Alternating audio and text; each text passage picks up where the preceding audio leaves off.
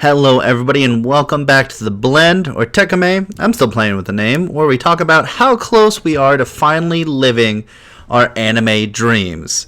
Have you ever wanted to play a card game or board game and have it virtually come to life in front of you? Well, I'm here today to talk about how close we are to that technology being around for the public to use. If you've never watched Yu-Gi-Oh!, it's an anime that revolves all around the characters playing a trading card game.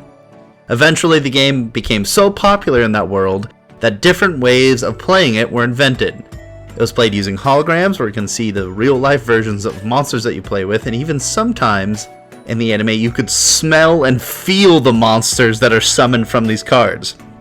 If you have watched Yu-Gi-Oh!, then you know the anime never really followed the set of rules, but it was always fun to watch the monsters and the spells get summoned, see the characters strategize, and try to outthink each other. It's always better to go second because you can't attack on your first turn. All right, that's great. What? Are you fucking kidding me? So that's a quick rundown on Yu-Gi-Oh! But I always felt the main point to watching Yu-Gi-Oh! And what made it so appealing was that these big summoned monsters are beating the crap out of each other, and it wasn't just watching somebody place cards in front of you, because I always thought that would be incredibly boring. Mostly the reason why I don't go to tournaments and just watch people put cards down, because if they were summoning big giant virtual versions of the cards they're playing, I would be so much more interested. So how close are we to playing our favorite trading card games, playing our favorite board games like Kaiba does? Well, first of all, we don't have a Kaiba. We don't have somebody out there who is so interested in a certain card game that they go out of their way to make this whole virtual technology just for it, and also has the money to do so. So what do we have to rely on? So the first one is HoloLens. HoloLens is an augmented reality, so it's kind of like just putting on a pair of glasses and then you suddenly see the world around you changed in a way, but this is virtual reality overlaid on the real world.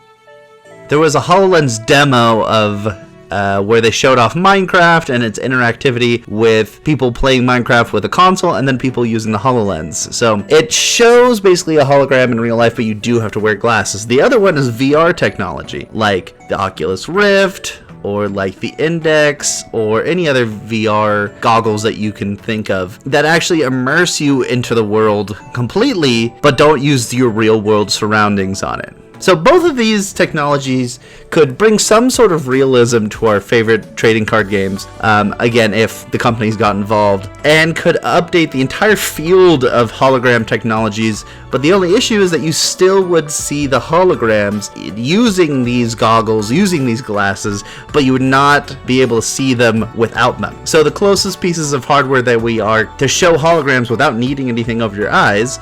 First one is, if you've ever been to Disneyland, you might have been on Pirates of the Caribbean and seen a mist hologram, which is where they spray a bunch of fine water particles and then project an image onto it.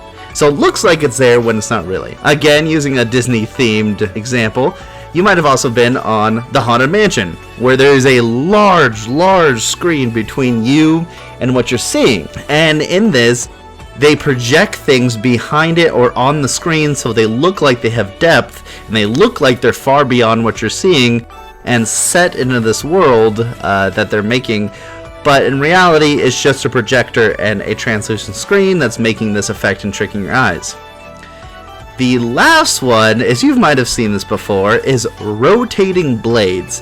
So you might have seen somebody who has what looks like a fan contraption that spins around several blades that have these lights on them. The lights transform into an image when this blade starts spinning super fast. And that is the last kind of newish technology that has come really far in its way of showing us what holograms can look like. And now the craziest part is that the holograms have actually been around or initially invented in the 1960s. So they still have a lot of room to grow, and I personally hope that in the next 10 years I can be playing anybody a virtual game, card game, or board game still in the comfort of my own home. So thank you all for listening, thank you all for watching. As always, like, comment, and subscribe, and keep it casual.